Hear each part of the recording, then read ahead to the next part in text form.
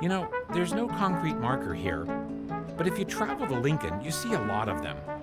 They were planted in 1928 by Boy Scouts working with the good folks at the original Lincoln Highway Association.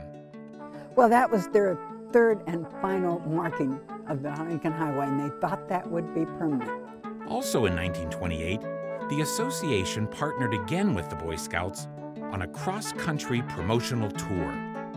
4 Eagle Scouts got to travel the whole Lincoln Highway.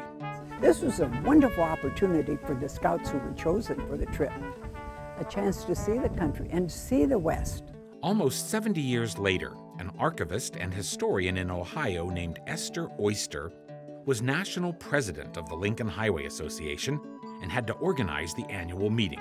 We were hosting the conference in Ohio in 1997, and I got to wondering, are any of those Eagle Scouts still living? I can do the math, they're 85 years old. And my sister-in-law searched on the internet, and 2 names were too common. One, there was no match. The 4th one match, he's in Pittsburgh, and that was Bernie Queneau. Called him up, and he was the one. And she couldn't wait. She was so anxious to find out if she had located one of those Boy Scouts.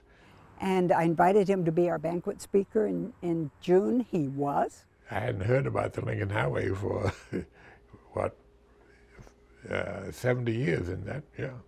Yeah, but he had memories of that summer trip and a diary. My mother said I should keep a diary, and my mother told me I did. They did skits and first aid demonstrations in towns all along the highway. It's kind of interesting. As a teenager, you know, you're pretty blasé in a way. My recollection, at least, is that we took it all in. We enjoyed it. It was exciting, but our blood pressure didn't go up. After the '97 conference, Esther and Bernie went their separate ways until 2002. And he was invited to California. They're going to dedicate the marker out in Lincoln Park, the Western Terminus marker. And he's to be the person to dedicate it. Since I knew him, they asked me to be his escort. But when we met, she gave me a big hug, so we did kind of like each other to begin with. Then we started seeing each other after that. And by the next conference, we were married. We got married at 91. So I always claimed she's a gambler. Who'd want to marry a 91-year-old? It was a whirlwind romance. First 5 years are good. We only take 1 year at a time now. Lovebirds of the Lincoln Highway. So one fine day in 2008, we went with Bernie and Esther into Ohio. They got some nice tomatoes there. I'll bet some good sweet corn, too. This is some original Lincoln Highway here in Ohio. We're pretty proud of this stretch. A little bumpy, has character. And who knows how such a story will end. For years, this was part of the best route from New York to San Francisco.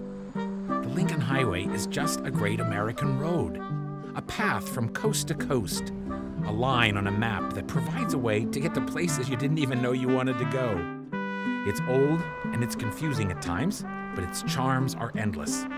Its potential's still amazing. And obviously, people love it. Do I ever ride it just for fun? I always ride it just for fun.